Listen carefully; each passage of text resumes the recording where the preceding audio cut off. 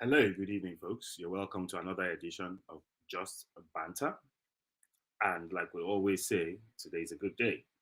It's always a good day when we have interesting people to talk to about the different issues that are happening all around the world. Several things happen every single day, but what truly are the most important things to us? A comfortable life, money, good health. Well, for different people, different strokes. Now, for most Nigerians, it's usually a case of a comfortable life. And a comfortable life doesn't have to be a rich life. It just basically means being able to wake up in the morning, take a shower, be able to iron their clothes, step out of their homes, and drive out, for those that have cars, anyways,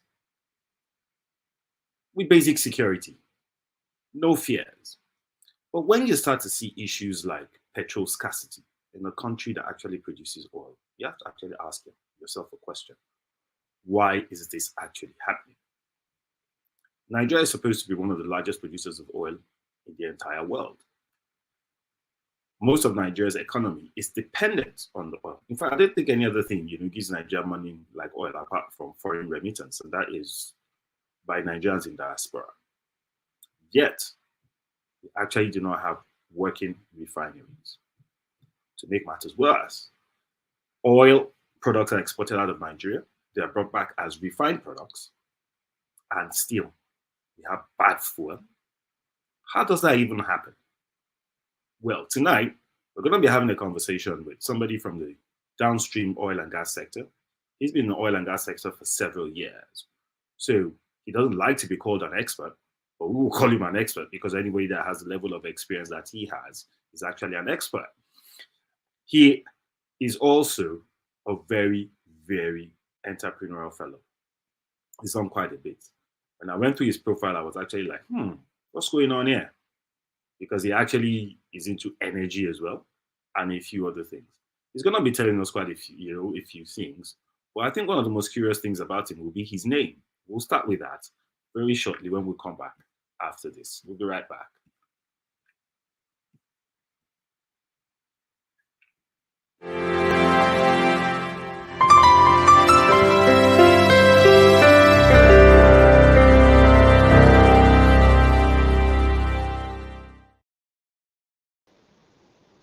Hello, Mr. Jide. How are you today? Very well, Habib. How are you? I'm great, great, great, great, great. Now, Fantastic. today, Fantastic. a lot of people will be wondering, what's going on in Nigeria, all the issues of, petrol and all of that. But before we get into that conversation, first things first, a brief introduction of yourself. Your name is Caxton Jide Pratt. Let's first start with that. Caxton, can you tell us the background of that? That's a very Okay. So this is how I always start the conversation about my first name, which is Caxton. And sadly, we can't ask my dad, who's of blessed memory. But he please was don't of ask. the view that, amen. He was of the view that I had to be christened in the Methodist Church, which is where we went then. And my Christian name by Methodist Church was Caxton. I was born shortly after his dad died. So Babajide was the middle name. And Okay. then Pratt by, let me say, it became a borrowed name. Most Lagosians, people from Rivers State, you find out we seem to have uncommon names.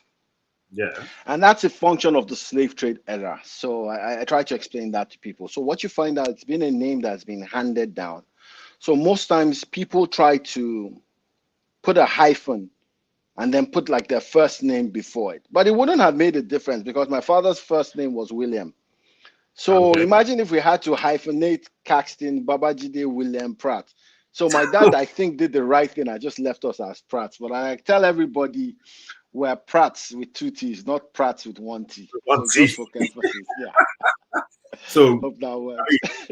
mean, even the way a name affects one, it's Yeah. quite dynamic. Like Nigeria, for instance, there's a lot of history behind the way Nigeria was named and all that. Talking of, I don't want to use that word online, but they told me, look, Habib, you know what? It's time to start talking and saying things the way they truly are.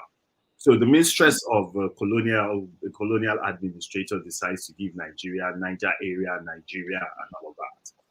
And look at where we are today. Yeah. So many different connotations to that name.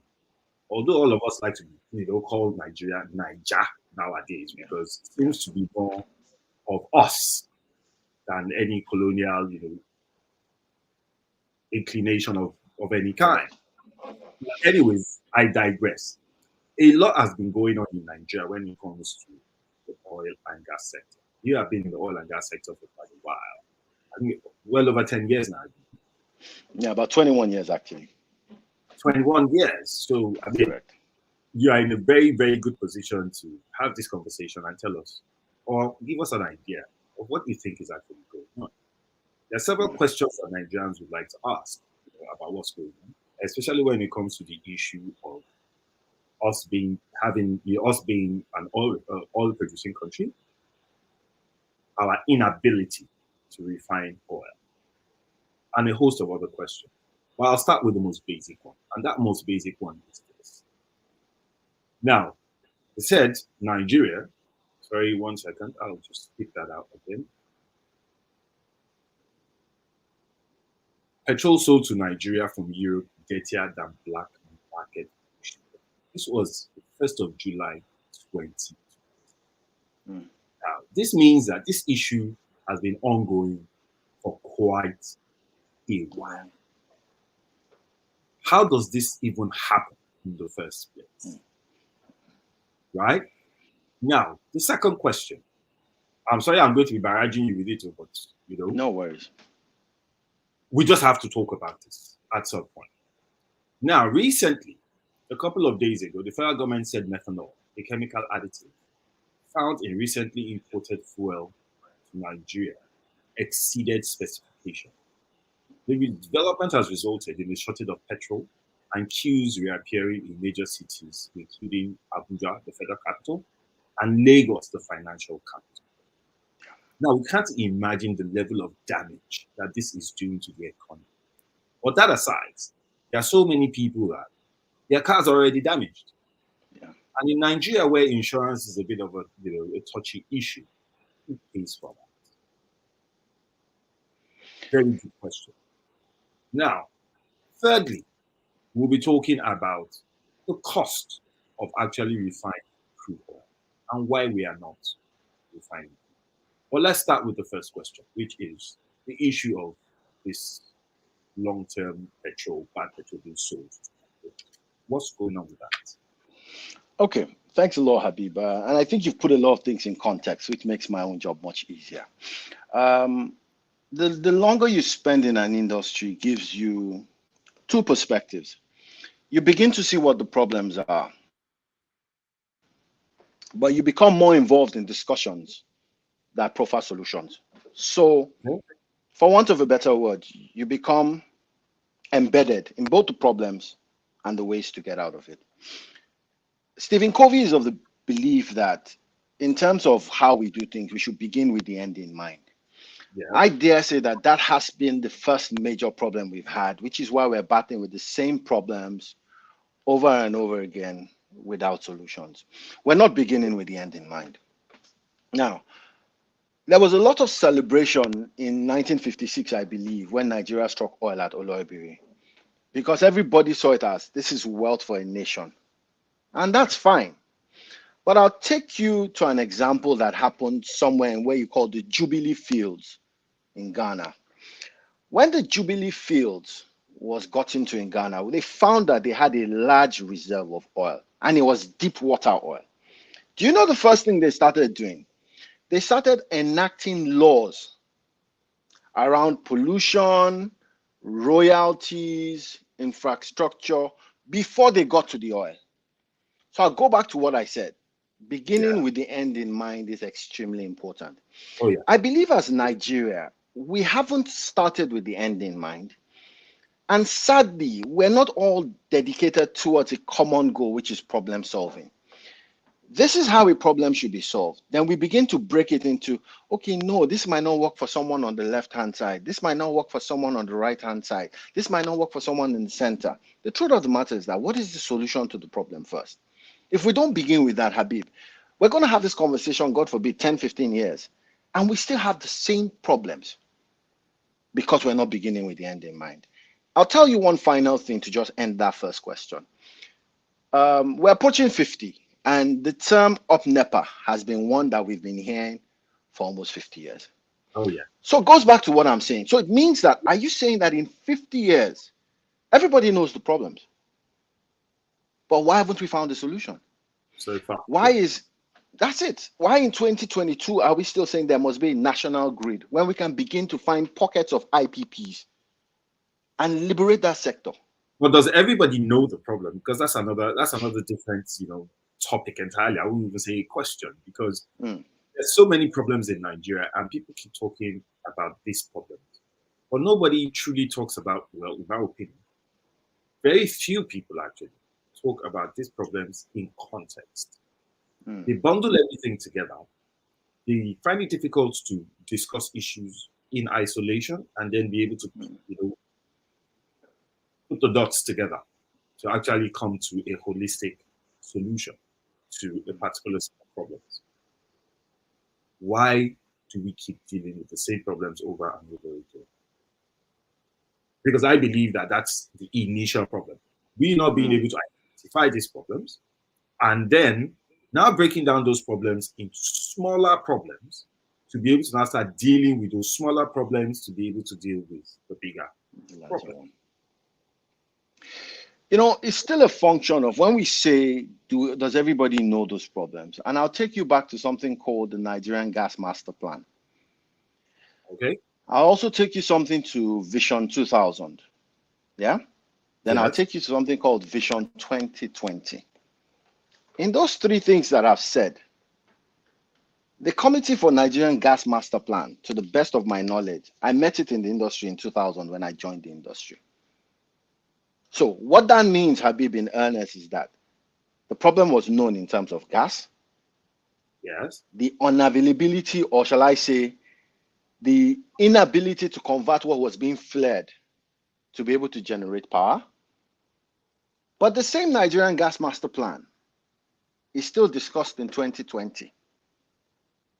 Where am I going? I'm going back to, so that means for like 20 years, the problem was known. And it was clearly put in, okay, these are the stages to resolve it. But was it ever implemented? The answer is no. And that lies the problem. We've talked about power, and we've talked about the inability or the unavailability of it. But the truth of the matter is that we are all clear about one thing. Power is also a function of what is generated, what is transmitted, and what is distributed. Okay, so they said the solution was to privatize, which, by the way, I'm not against. However, if you privatize two legs of a tripod and you hold on to the third, it's very, very likely that that third leg that you hold on to will go in a different tangent from the other two legs. So transmission sits with the government by virtue of the fact that they feel that power is an asset that should not just be given to commercial gains. Fair argument.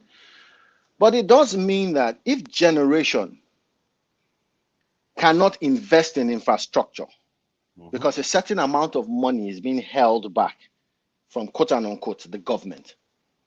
And where does that come in? It comes in from the fact that it's not a commercial agreement to say, if it costs 10 naira to generate 1 kilowatt of electricity, and I decide that, look, since it's cost me 10 naira, I need to sell it at 12 naira. But the government says, no, you can't do that because socially, we have people who are below the poverty window. So you must sell it at 8 naira. It means that if you sell it at 8 naira, Habib, commercially, 2 naira is down the drain somewhere. Yes. Plus your own 2 naira that is now, let's say, your margin. So there's a 4 naira that the government says that they're going to pay as a palliative. But it's in that 4 naira that you take out your capex and then your return on investment. If that is held down, then it means you have to approach a bank to give you funds for working capital, which further indebts you.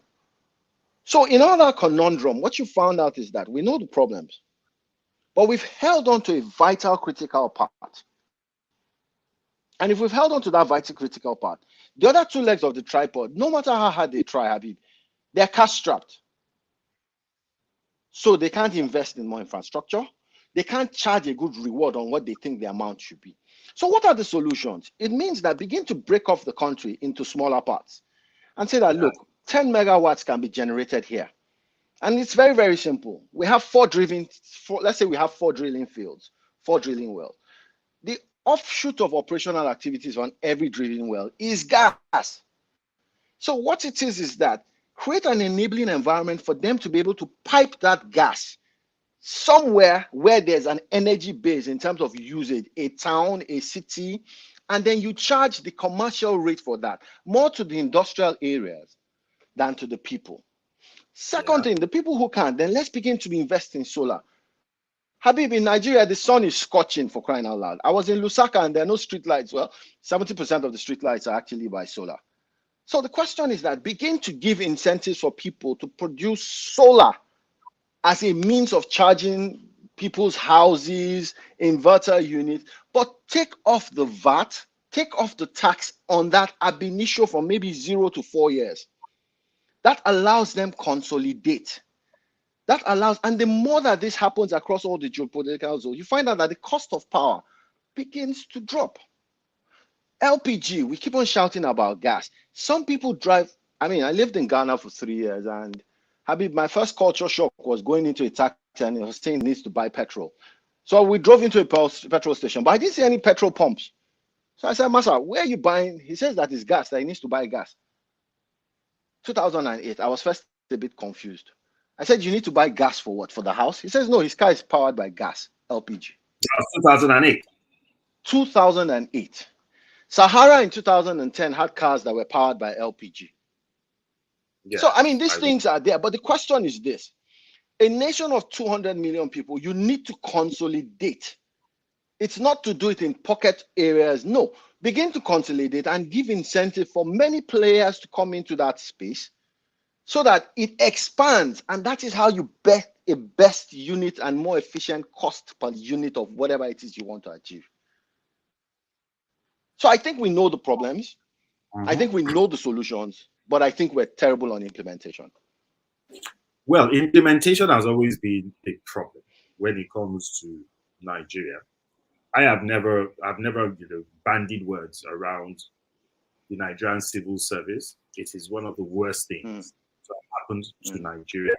It is over bloated, it is inefficient, and grossly unregulated. A lot of things happen in there, and you start to wonder how does this even happen in any society?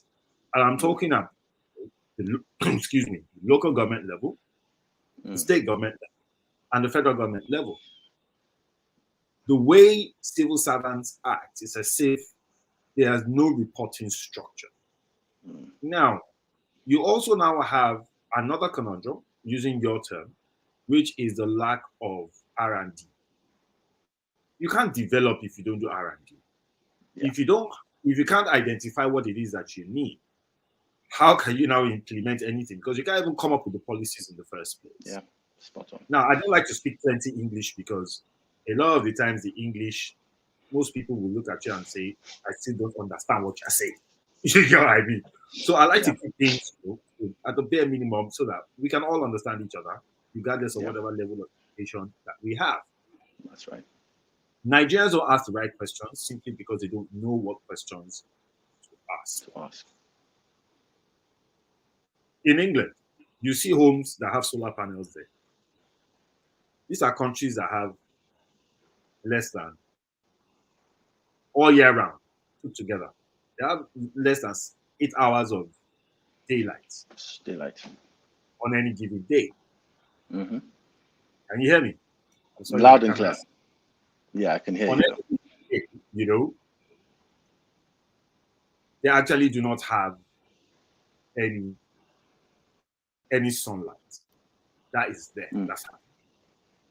But you see, they have solar panels on their roofs, and you start to wonder, what are they doing with solar panels? Why they have solar panels when it is a case of it's a struggle for them to actually be able to use solar power? What are they using solar power to? What are they generating? But the truth is this: Even if it is for 1 hour, Absolutely. they are happy. Yeah. Why? Because it saves them a little amount of money at some point. Spot on. Spot on. What are they using it for?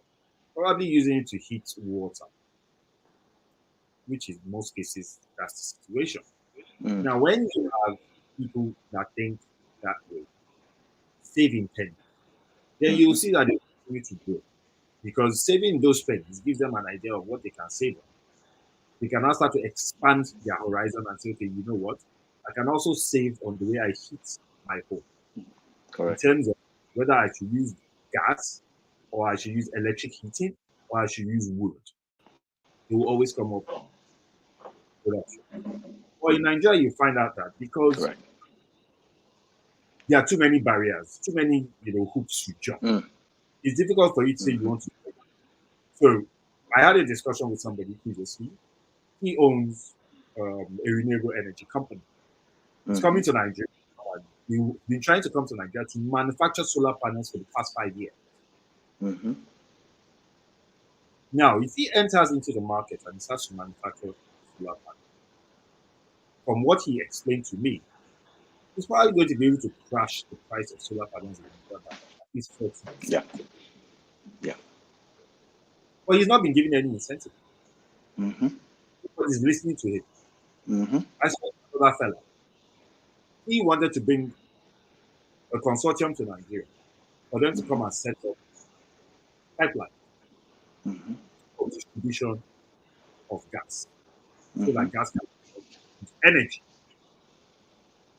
The stories he was telling me were like war stories, like the Ukraine and Russia kind of story. Are you kidding me? Yeah. But it was not the first time I heard things like that. It was just that the magnitude I was hearing, I was stunned. I was like, how can this even happen? If you talk to people, because we all have friends in different places, we have friends that that are in civil service, you ask them, why is this happening? Everybody points fingers. Nobody actually looks at themselves. You know what? I am also partly responsible. I know. You ever hear? Why are we creating this problems for ourselves? A country like Ireland, where I live, Ireland is just 5 million people. Yeah. What does Ireland actually produce? All Ireland is created an enabling environment That's for it. business to come into their environment. Now, on That's paper, it. it is the best country to live in the world. Present. On paper, Google has massive deposits, Facebook has massive deposits, and all of that. So by the time they look at the country, they say, "Oh my goodness, it's the richest country in the world right now." Yeah. But it doesn't have a direct translation to what is on ground for the average citizen country. But yet, the standard of living is very high. Very exponential to what they had barely 20 years ago. But for Nigeria, in comparison to that same Ireland, we had TV service before them. We had electricity before them. Yeah. We had a higher population of educated people before them. And they are like 30 odd years behind them in terms of why? Because we can't piece these questions together, let them learn little questions, and then I'll start dealing with them. Right? It seems ridiculous, especially when you look at it from the point of view of oil is one of the most sought after commodity in the world. Yeah. Sure. So why is Nigeria such? Why can't we even get our refineries to work in the first place? Why? Okay, so let's start it this way. Two things, and I'm going to link it when you talked about Ireland. Yeah. So what has happened is that a workforce must be able to be as efficient as possible for a good output. 5 million people have found the most efficient way to develop their country to cater, quote and unquote, for 7 million people. Yeah. So we go to 200 million people in Nigeria. And people say, population is the problem. When I sit in discussions when they say population is the problem, then I say then China should be dead. India should be dead. You see? So what it is that they've taken and what we call potential and created efficiencies around potential for output. If Nigeria has crude, which we've always had, and we found out that the refineries to refine petroleum product are dead, then it means that if people are doing what they need to be doing, at a certain stage, a refinery has a best buy date. A refinery that you built in 1970, take it from me, if it's still working in 2020, it means that the turnaround maintenances must be how would I put it? They must have been done as and when due. That's number one. So what that means is that you're taking out the parts that are no longer usable in that structure, and you're replacing them with new units. Tema Oil Refinery just stopped working not too long ago, but that refinery lasted about the same time with our Port Harcourt refinery in terms of when they were built. There's a refinery in Cote d'Ivoire, SIR. SIR is still optimal today. There are refineries in the US, there are refineries in Canada that are 40 or 50 years old, and they're still working. However, the next thing I'll say is this: where there is chaos, there is gain. Yeah. So what has happened is that the Kaduna refinery was set up in a way to be able to deal with what you call heavy crude. So every time there is crude, there's a report called the crude assay that tells you categorically, this crude is heavy. This crude is light sweet. So it means that by the time you go through the normal process of refining, you are most likely going to get things like fuel oil, bitumen, back from heavy crude. Not to say you won't get light distillates, but you will get more things on the heavy side, what you call black fuels. If on the other side, you go to somewhere, and Nigeria's crude is called Bonny Light. Bonny Light is the sweetest crude you can dream about or want. Because in terms of cracking it, you're going to get petrol, you're going to get diesel, you're going to get ATK, you're going to get sweet fuels, or shall I say sweet derivatives. Now, also take a look at it this way. If your refinery has to crack or process sweet crude, it means that the efficiencies in that refinery are more. Yeah. The time it's going to last in terms of your best buy date is a longer period. However, when you start noticing a few things, I start my car in the morning, it didn't start. So I first go to my battery. My battery is okay. I run it again, then I'm hearing some funny noises. The first thing that goes to my mind is, when did I service this car last? And you see, once you service that car at when due, then it means categorically it will keep on giving you some good output. Now, Habib, don't get it wrong. I have met and interacted people over these 21 years that work in NNPC, that work in MPD. They're some of the most brilliant human beings I've come across when we've gone on trainings. So let's not get it wrong and say that they don't know what they're doing. However, this is the difference. You put someone in an office, and because of what his orga says or what it will sound like, then at a certain time, he just says, "Oh, guys, what you want me to do, that I will do." That is the bane of our problem. It is time for a turnaround maintenance. You should be vocal about it as the engineer. You should be vocal about it in terms of your memo. But because you're scared of a reprimand based on what does Oga want us to do, how will it sit with Oga? You are silent about it. I'll give you an example. When we joined the company called 40 Oil, 40 Oil, yes, 40 Oil came out from African Petroleum. And I spent about 6.5 years there. But I worked with a stellar team of people. The CEO, Akin, Julius, these were guys who sat down and said, you know what, this is what we need to do. We need to revamp this place. So everybody brought an idea to the table. And it was a case of what is the best thing to do for 40 Oil. It wasn't about sentiments. It wasn't about how does this person, no. We put in place a process, we put in place a procedure so that things could work even if they were not around, but the business kept on running. I tell people this, that from 15 billion loss, we did about 1.3 billion profit after tax in 1 year. It was sweat, tears, and blood. But this is my point. You must allow systems, processes, and procedures. And it's not about the individuals. The best outcome for the company. That is why the refineries are still not working.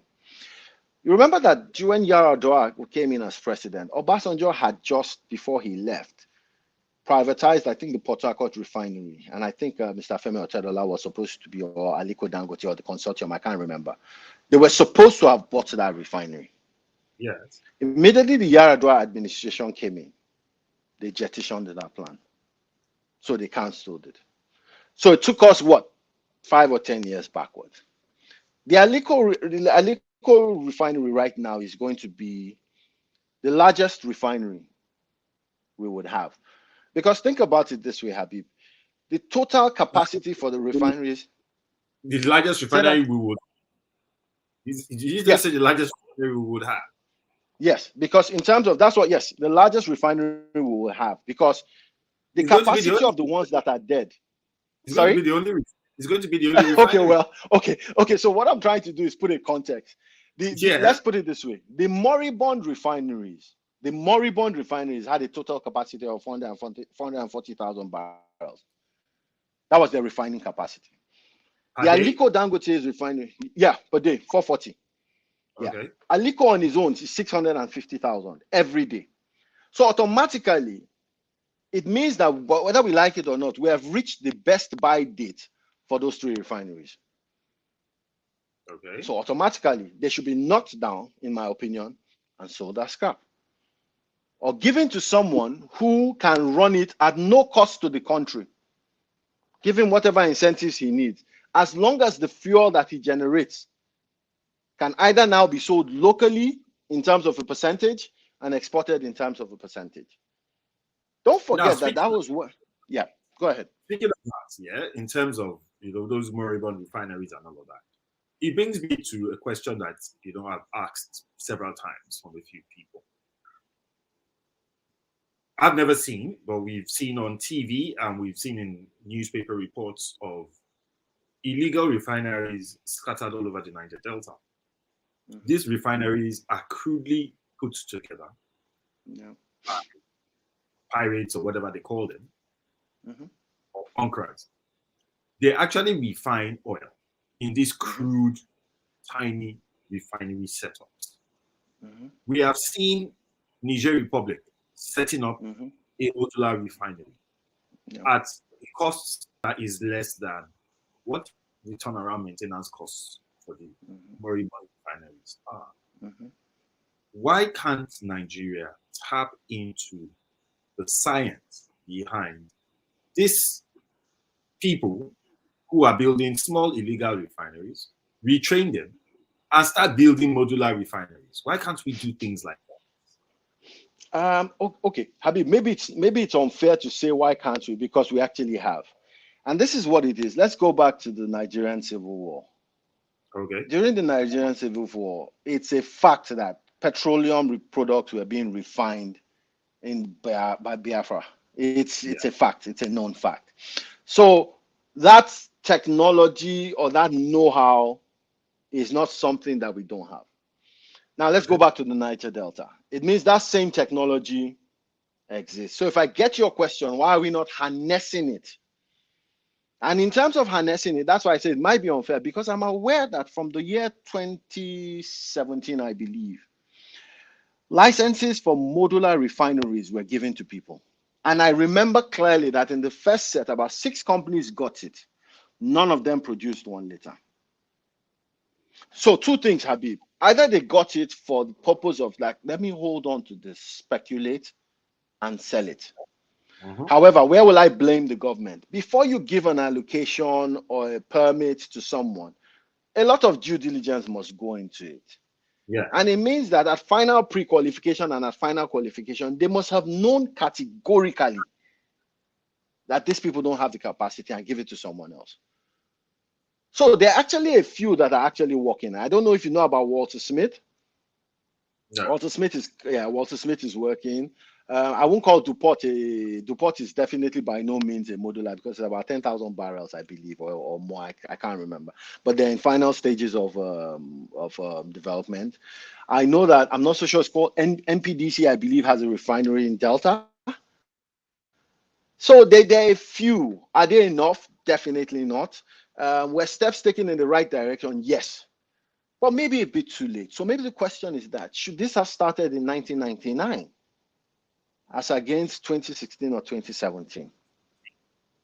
So if it has started then it means that whatever the challenges were that would have undulated the process would have reached a flat point and would have been producing quite a number of barrels. Don't get it wrong. The modular refineries will never give you the capacity for what an Aliko refinery will give you. Oh, yes, of Also, course. Definitely. good. Also, don't get it wrong that we're an economy that is driven by petrol. So while I'm 100% sure of the fact that we do not use 55 million liters a day, if you ask me top of my head, I'll say 40 to 45 is actually what we would use because we're a petrol driving economy. You go to the farms. So where does the Yeah. rest of the products, where does it go? Now, every time you have an arbitrage, and I mean an arbitrage by virtue of the fact that petrol is always cheaper in Nigeria than other West African countries because our own subsidy on that petroleum product is more than the rest of them. So it means that creates an avenue for someone to take products from here across the border and go and sell it for a high price. I stand to be corrected, but for trucks to go, and I'm not talking about people using jerry cans to move 10 million liters. No, they're using trucks. So it means categorically that our borders are porous, either by design or by choice. And we need to be clear about that. So what it means is that there's an incentive by the arbitrage and they're taking it out for commercial gain for quite a number of people. That's what is happening. So that means the fuel subsidy, quote unquote, has been benefiting the smugglers as against the citizens of Nigeria. Basically, that's also what that means. Yes, that's what. So Nigerian citizens have been paying for their own products to be smuggled, as well as the smuggled product. And no, so, that might be so it means that Nigerian subsidy has benefited those of us who are still buying fuel in Nigeria, but it's also benefiting those who are taking it out. No, but it doesn't benefit. It only benefits us on paper, because in actual fact, when you look at the economy of the country, there's no benefit. Two things, Habib: cause and effect. When you say there's no benefit, the point is that if you drive to a retail station and instead of buying petrol, and let's be clear about this, instead of buying petrol at 250 naira, at the pump you pay 165. That's a direct benefit to how much you would have spent. 100%, I also agree with you. In terms of the economy, in terms of the indices to the common man or anybody, then I agree with you also. It's not there because the price of foodstuffs are still high. The price of everything is still high. The leakages defeat the purpose. Fair point. Absolutely, because if something is being subsidized and then some people are taking about 20% of that, taking it somewhere else and sell. By the time you balance it, there's no benefit. Nigerians on the average talk about going to the markets today and buying a basket of tomatoes for 3,000 naira. And then they go 4 days later and the basket of tomatoes is 5,500 naira. And then you ask the guy, what's going on? He says the price of dollar has gone up. And you start to wonder, what's it concern you concern the price of dollar? That's it. But you see, in that statement, Habib, we also need to dig deeper. Let's look at tomatoes. Tomatoes are perishable. Of course. So what it does mean is that every time the farmer harvests tomatoes, he has a portion that gets to the market. But Habib, I will tell you without mincing words, he's probably losing 40% of that crop to it going bad. Oh, yeah. I'm aware of that. So that's one. So the first things we need to be looking at, don't forget that the scarcer this thing becomes, the more expensive it's going to be. But the more wastage he has, he's going to calculate his yield at 100% and spread it, even though he knows he's only going to sell 60%. So the questions we need to be asking ourselves, and if I was a minister of agriculture, is two things. This man's crop, I need to get his yield to increase. That's number one. But why are we talking about cold stores? Why aren't we talking about vans that are driven by, where the tops are solar panels? and that creates energy to be able to create freezing rooms in Jigawa, in Yobe, in Damaturu. It also means that once we want to move those products from there to the main towns where we're selling, we must by now have people like what's this Innocent Motors. I hear Dangote is going into Peugeot now, and they must begin to produce cars that are powered by LPG, so that way they can move. So you see that in that, there's no subsidy discussion in this. But what it means is that you have actually subsidized the cost of power to that guy to be able to reduce his wastages to 10%, number one, or even 5%. Then in terms of moving it from that his farmland to where he's going to sell, you've made sure that the trucks that are carrying these things are not directly related to petrol. If you must give anything to the Buhari administration, maybe these railways that they are doing. But you see, it's time to start to link those railways to feeder towns, to commercial towns, and also to agricultural towns, so that they can also lift onto this bandwagon and move it to this. These are not things that require rocket science thinking. It's just what it is. I agree with you. We sometime last year we had a 2-part mini series on the agri supply chain in Nigeria and all that. We're going to be putting the link, in the description below for anybody that has an interest to, go back and watch, the mini series. Very interesting, deeply insightful, and you can learn quite a lot from it. Especially if you have, any hope or any wants, going to agriculture to go and either farm or whatever, any part of the supply chain. Now, the initial problem when it comes to agriculture is water. Water is a major problem, especially when it comes to northern Nigeria. How that has happened, I have no idea. Secondly, you need infrastructure for trucks to be able to work. You need to have roads for those trucks to travel. Now, the lack of water and the lack of infrastructure has led to insecurity.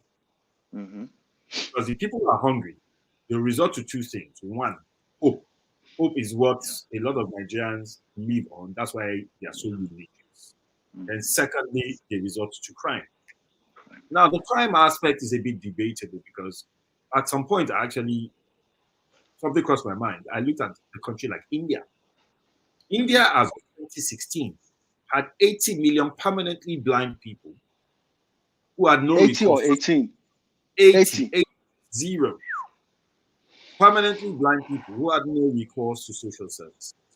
But when you look at the crime index in Nigeria, look at the crime index in India, two countries, you'll be blown away to see that the crime rate in Nigeria is higher, like that, and the crime rate in India, in comparison, like that. So the issue of crime, I would never support anybody saying that crime is as a direct result of the state or the nature of the country.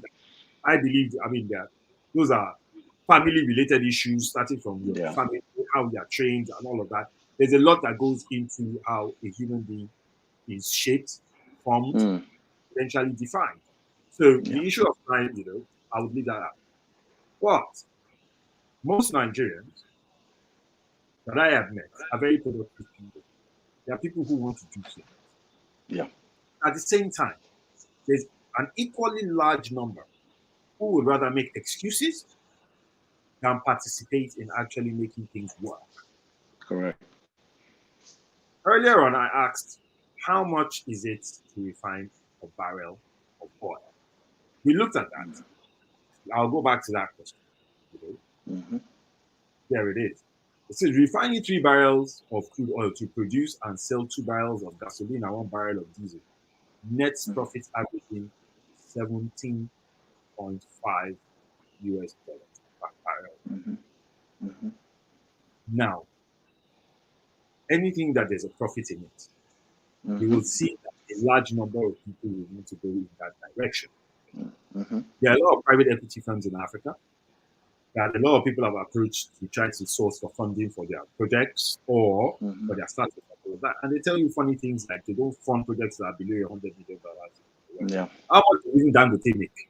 He and Otedala put together, how much do they make? Do you understand what I'm saying? Like you can now be telling an average small business person in Africa, is looking at making $100,000 a year and saying, "Okay, I've crossed that threshold of poverty." Yeah. And you're talking about $10 million, $100 million. There are tons of them. Why are there no investments in refining in Nigeria? Okay, so you start, and let's start from the end again. You talked about profit. Yeah. Every commercial investment is driven by profit. However, every commercial investment is scared of regulation. Did you get that? Yes. So it means that the petroleum industry in Nigeria has been shrouded or covered by regulation for quite a while. So what that means is this, and it's the same thing with electricity and power that we found out. If I put in $100 million here and run my projections using commercial gains, using the size of the population, I should be able to see where I flat out and where I begin to make my profit. But investments here are actually reduced because of the fact that before the Petroleum Industry Act was signed, the subsidy part of it was a major disincentive for someone coming to come and invest in refineries. Let's be clear. Because it meant that when you get your money, regardless of how much you get your money is at, you can't say categorically, number one, I can charge a commercial rate. Because you couldn't. Yeah. Number two, is the government able to pay me what it should pay me as and when due? If the answer is no, then for your financial planning and your cash flows, you're at a disadvantage. Okay. So those were simply the reasons. So when the PIA was signed, there was a lot of excitement that yes, this is time for us to go into West Africa, to go into Nigeria, to go and see this is the monies that we have available. But it was a double whammy because two things. There's still pronouncements around subsidy.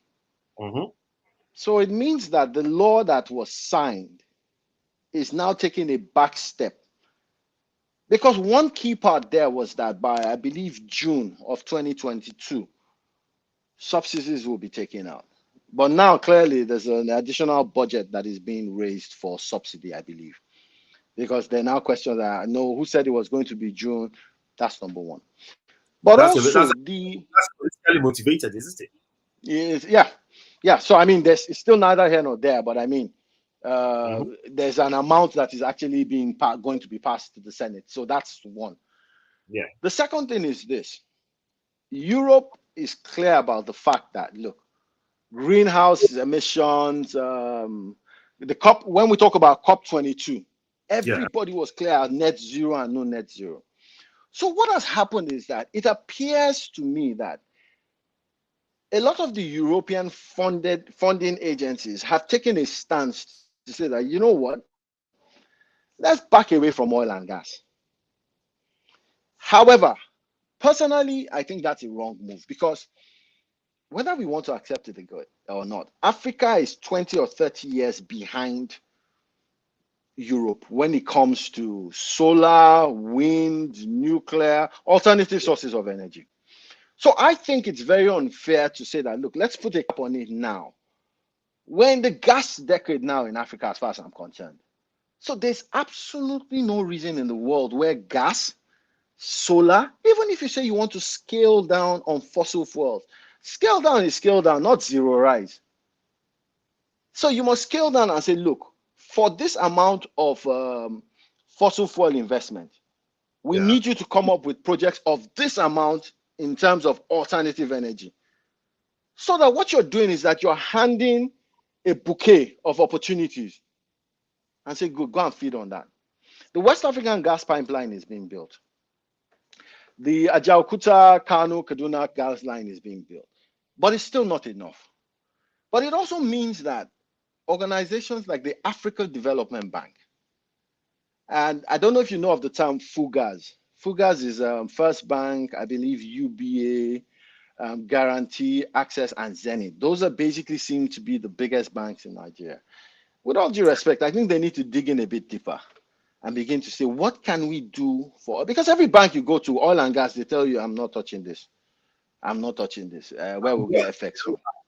When it comes to oil and gas, I think the banks have played their own parts, albeit to the detriment of the country. Mm. When it comes to renewables, Mm-hmm. they've done little or nothing. Yeah. Only bank that I've seen so far that has actually made a move in terms of renewable energy, and this is not a case of trying to sell the bank. Mm. I have to choose Nigerian banks generally. I must put that out there, but Mm. but that is Sterling Bank. Yeah, Sterling, I guess as much you'd say that. Yeah. That's about the only bank. Mm. Yes, they could have done much, much, much, much better, but at least they've taken a few progressive steps. Right now, as far as I know, the Sterling Towers on Marina is being solarized. Yes, correct. Yeah. Correct. So also, if you're watching this, you might also want to be on the lookout for the podcast episode where we'll be interviewing the CEO of that particular company who is doing that amazing, amazing project. Brilliant. Brilliant. That. I mean, those guys are amazing. But we'll get to that. So we'll get to that at some point. I will make sure that we'll put it out there as much as possible so that nobody misses that particularly interesting maybe that's going to come up. Mm-hmm. That's about the only bank that I've seen that's actually doing anything in terms of renewables. Mm. Now, like you said previously, the sun in Nigeria is scorching. So you have that. You have wind. Nigeria is a country that suffers little or no natural disasters. Yeah. So you can actually set up wind farms, either onshore or Yeah. offshore. Offshore. Yeah. There are so many opportunities that exist in those areas. From when we were in school, in university, when you drive about 20, 30 kilometers outside of Abuja, you can already see the gas being flared in Kaduna already. Yeah. Yeah. That is a huge, huge amount of waste. Is there no way that that gas that is being flared, for instance, could be distributed to small retailers to set up, little power plants? Like I've seen a few LPG plants in a couple of areas in Nigeria. Yeah. Can those LPG plants be a little bit bigger and then be able to power, let's say, like a mini estate, maybe 30 housing units, that kind of stuff? Is there no way to get things like that done? There is. There is. Remember, I talked about the gas master plan and how long it's been on. Yeah. But I struggle when I say this, but I found out in Nigeria, it's the willingness to do things that seems to be our greatest problem. The willingness of the people or the willingness of the government, or I think it's both. I think it's both, because when I say the willingness to do things, it means that if I'm not getting what I want from the government, yeah, how loud do I shout?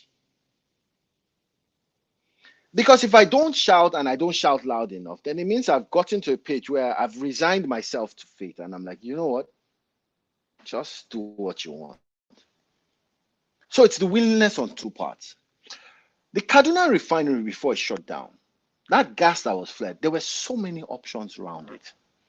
But you see, the greatest problems then were always who bears the capital cost. And don't forget, we've also said that there must be commercial viability in every project. So if I say that Jide and Sons is going to go and trap that gas, strip it and pipe it, and it's going to cost me $50, am I allowed to charge $52 for that effort? And the answer more often than not was no. The answer more was always like, sorry? They're supposed to be able to charge the $52, definitely. Why not? Yes. Because if you can't, then the point is that why am I putting that investment in there? So if I put the investment in there, it means that from day one, once that my project is completed, if I'm lucky, I have a 6-month moratorium. If I have the 6 months, then by month 7, I must start paying the bank that I took the money from. But Habib, if the bank that I took the money from, I cannot pay them the commercially viable rate, because don't forget, I've borrowed money at an interest. I've put in infrastructure. So it means that I've added my profit and my cost of funds, which is what must start going to the bank. If I can't do that, then the answer to the question is very, very simple. Because there were no rates or incentive to guarantee commercial feedback, that is why most of those things were not done. And that problem persists till today. Why is NEPA, right. sorry, Habib, why is NEPA the only source of power, or what you call it, IKDCPA? Why are they the only source of power in a nation that has 4,200 generated? I mean, come on, we need about 10 to 15,000. We have 4,200 generated in terms of power. So the question is this: if we've been trying one angle or one method repeatedly for 20 to 30 years and it's not working, there's this adage that says insanity is doing the same thing over and over again and expecting a different result. So it means that we have all been insane. But those are the issues. There are no commercially viable options that are spelled out to say that if you put in $200,000 here, you're guaranteed to be able to take out this over this period of time. Those are the bans, in my opinion. Oh, well, like a friend of mine would say, not all Nigerians are insane. All insane people in Nigeria are Nigerians. That's I mean, that is as funny as it is.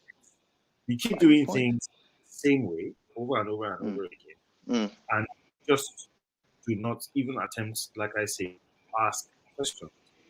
I was telling a friend of mine recently that try and apply the principle of why.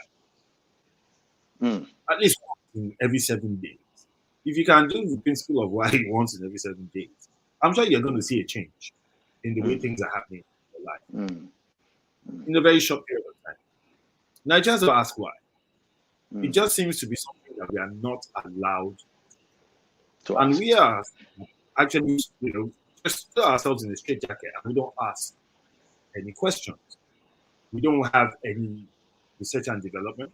We don't have any academia that is being sponsored adequately or financed adequately. As to is presently at loggerheads on strike all over again. You and I both school in Nigeria. We both happen to have gone to AD as well at the same time. The books that were in the universities since the 1960s are still the same books that are there today. What type of research, what level of research do those lecturers actually undergo? What type of finance? They cannot come up with research. They cannot come up with policies. If they cannot come up with policies, then there's nothing to implement. The PIA, like you mentioned, when it first was coming out, I was pretty excited. But my excitement was with a bit of caution because it reminded me of back in those early days when we were still in university, when people were talking about getting into the oil business, going to go and sell LPFO, going to go and sell AGO, going to go and sell PMS. That's as far as I understood. Because most of the time they were confusing me by talking about they are going to get 0.225 naira, 0.30 naira. And I look at that and then, all this cover you people are counting. Yeah, that's kind of on and on and on and on and on. Some of them were spending 2 years trying to get one transaction over the line. I look at that and said, I beg. I went to set up the pure water factory, which I went to do. I think I was doing much better setting up the pure water factory than actually going into that sector. So I've always had my fear when it comes to the oil and gas sector in Nigeria. A lot of people. Most Nigerians don't understand anything when it comes to oil and gas sector.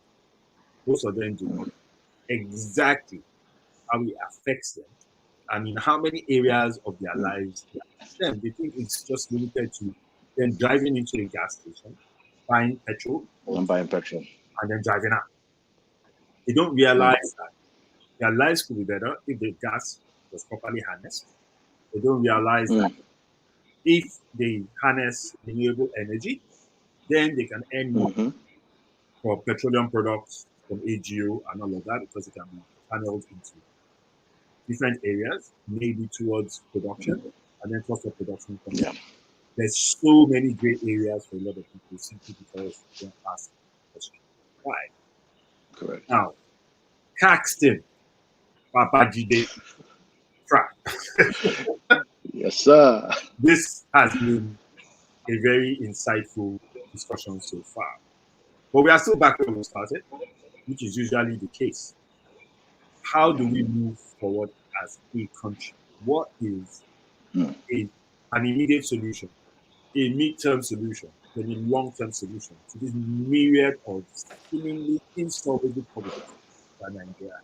Okay. Okay.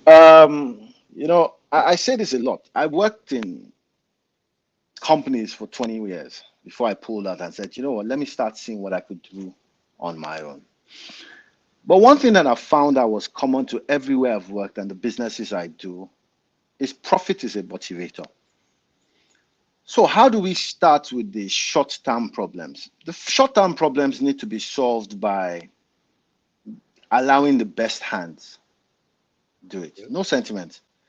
So Mm-hmm. if you find out that there's this gentleman or this lady who is somewhere in Cyprus and she's doing wonders, Mm-hmm. bring her home and let her work. So the first thing is that you're putting round pegs in round holes.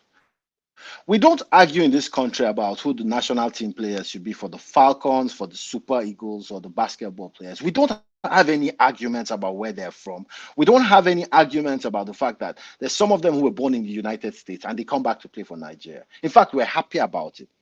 So the first step, Okay. Habib, is that we must begin to operate this country on the basis of meritocracy. No longer, it's merit. If you're the best hand for the job, then you get it. That is number one. That is number one. What is the medium term? The medium term is that whatever plans that are put in place by technocrats, it means that there must be a handshake from administration to administration, from party to party. That is why there's always something in the US when you hear the Democrats' plan for the nation, the Yeah. Republicans' plan for the nation. So it means that regardless of who you are, if you fit into that quote unquote party or you fit into quote unquote that nation, you take over the long, so let's say it's a 50-year development plan, and you've only done 4 years or 8 years. It means that when you continue, you look at that document. Where did they end up? Where do we need to tweak? Where do we need to? So it's always a function of what should I start, what should I stop, and what should I continue? But look at that book so that it means that from one, should I call it government to another government, there is a continuous plan. That is the mid. Then the long-term goal, and you see, sadly, that long-term goal, we have failed at it for so long that it's a major issue. It's the issue of taking a permanent voter card and actually going to cast a vote. Habib, this is the point. If someone works in an administration for 4 years and is 100% sure that regardless of how well he or she performs or doesn't perform, they're coming back for another 4 years. That's a fundamental flaw. Oh, So yeah. it means that those of everybody who has been sitting on the sideline, I can't do anything about. You can only rig an election when you have all the numbers. It's the same way you can only win an election when you have all the numbers. But this is the point.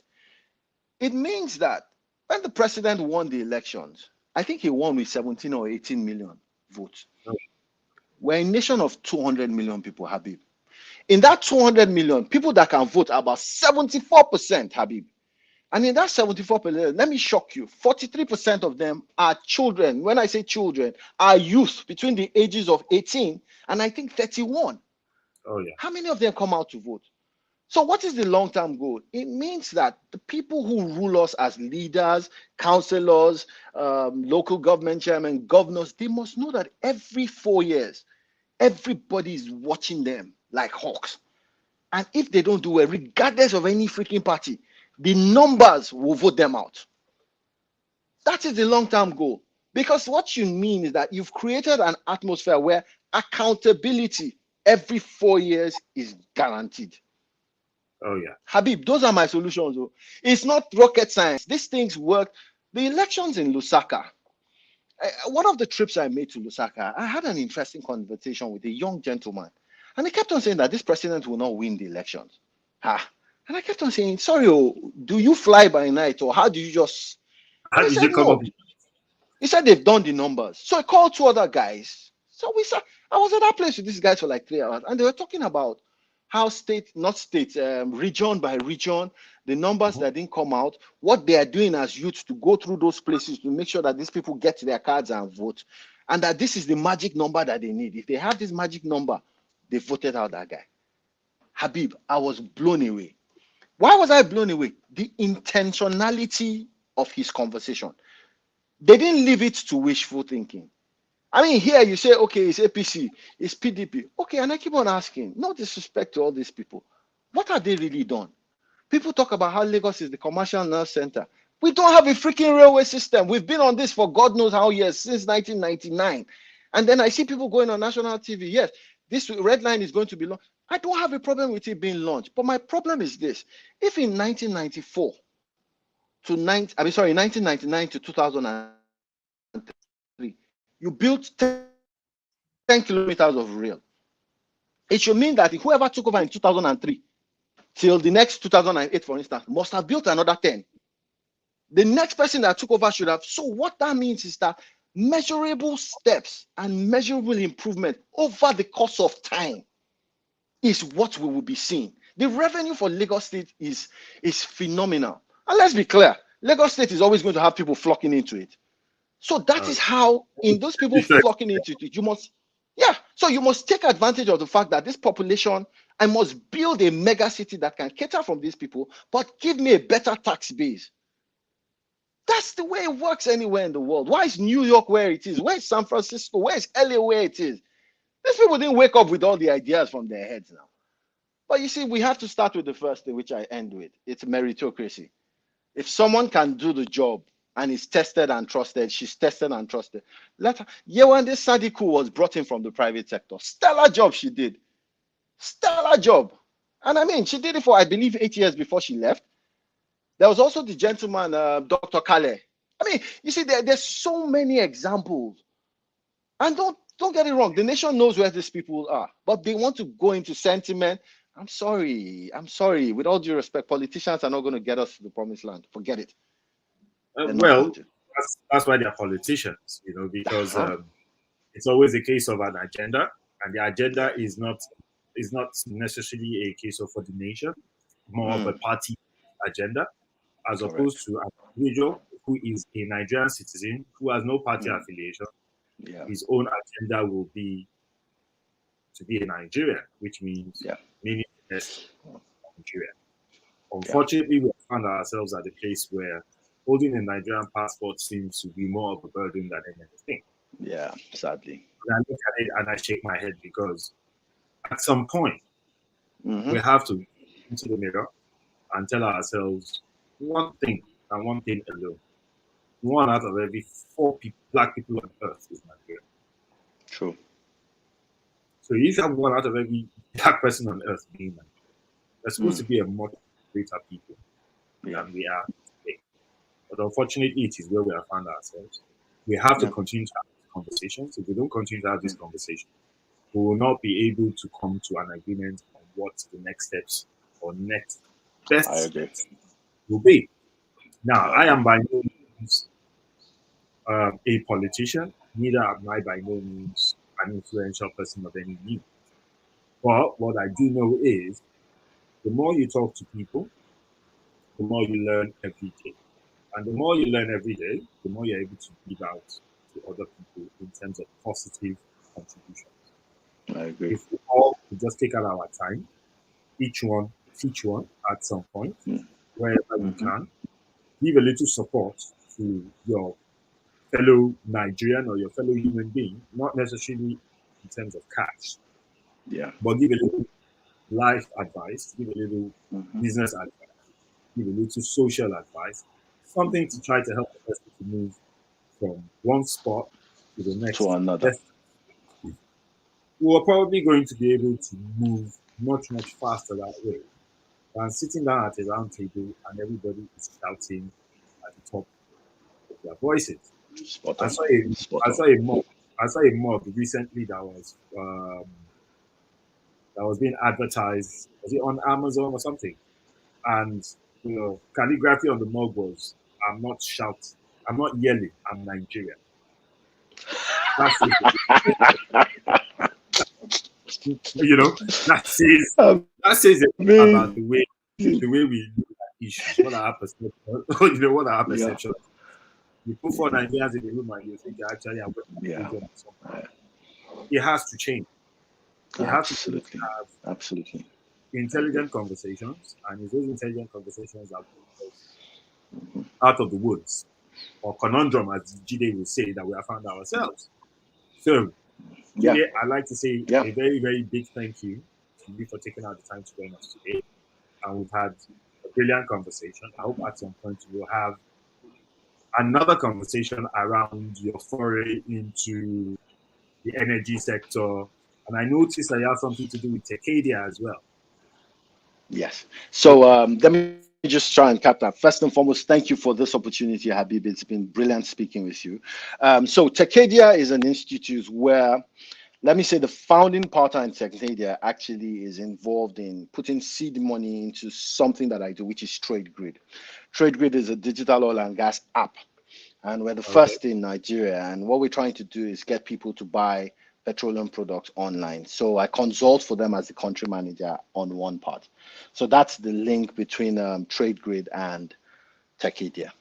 Then there's also Aona, which you'd see also on my profile. So my partner and myself, we manufacture LED and solar lights and then bring them into Nigeria and then we distribute. So that one, our website is www.aiona.com.ng. Okay, can you give me that again, please? Okay, that's www.aiona.com.ng. That's Iona, Nigeria.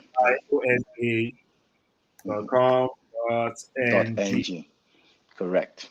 Okay. Solar lights, LED lights. That's what we do. Okay. Yeah. So if you're watching this, please go and check out TradeGrid. I think I've seen TradeGrid has a business page. Yes. Do you want the website for TradeGrid as well? Oh yeah, why not? We could always add as well to it. So are you ready? Yeah. www. Yeah.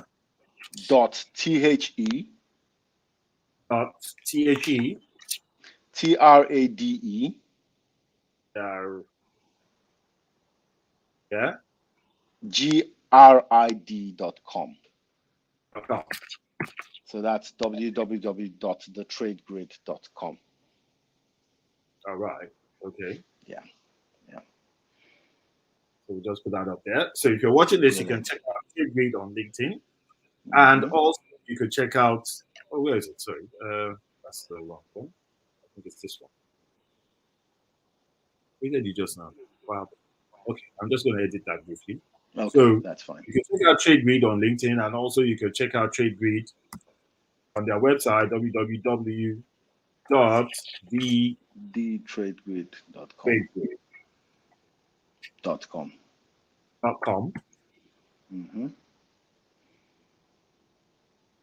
Now, I'm a big advocate of renewable energy. I have done a little bit of consulting in that area. I've done consulting when it comes to electric buses. I've done for solar panels, and I've also done in terms of, I've also done in terms of building a marketplace for renewable energy. Two different types of marketplaces, as a matter of fact. And hopefully, both of them will come online at some point in time soon. So I have an idea of what the future is. And if you're watching this, I think you also have an idea of what the future is. LED lights save you a lot of energy consumption. Absolutely. But when you now go towards getting solar panels or solar lamps, that kind of stuff, you're not only just saving yourself money, but you're also contributing to the well-being of the planet. Basically meaning when you green, you're saving the world from going extinct. I would implore you to try and look into it. If you think it is expensive, it's only a case of the initial capital outlay might expense it. But in the long run, trust me, you're saving a lot of money. So you take out the time, go and check out TradeGrid, check out Iona as well, check out their website, see what's going to work for you there. Try and pick up whatever you can. Even if it's a case of baby steps at a time, even if it's just a flashlight, even if it's a case of your security lights, your perimeter lights, that kind of stuff. Absolutely. And you'll be doing not just yourself a favor, but the entire plan. Jide, thank you very much for taking out the time to join us. Like I said, I hope we'll get to talk about TradeGrid, Tekedia, and all of that. The founder of Tekedia, the guy is an absolute genius, and I hope to Yes, he is. Yes, he is. Yes, thank you very much. Thank you very much, Habib. Thank you very much. I'm sure there'll be a link to this we can share, right? Oh yes, as soon as we're going to be broadcast, we'll make sure that you get a link to it, so that everybody that you want to watch can also watch. So you can always watch on Facebook, on YouTube. We actually prefer for you to watch on YouTube. If you're watching this, please smash the like button, share, and also click on the notification bell so that you'll be able to get a notification whenever we have a new episode out. We're going to be discussing a lot of serious issues for 2022. You don't want to miss it. Did they trust me? You don't. A lot of stuff. And like I said, the things that we are not supposed to talk about, those are the things I'm going to be talking about. One of those, trust me, I'm telling you, the next episode, it's going to be something that Nigerians don't like to discuss, especially putting those three words in the same sentence, and that is sex, drugs, and Arewa. Watch out. Sounds good. It's gonna be hot.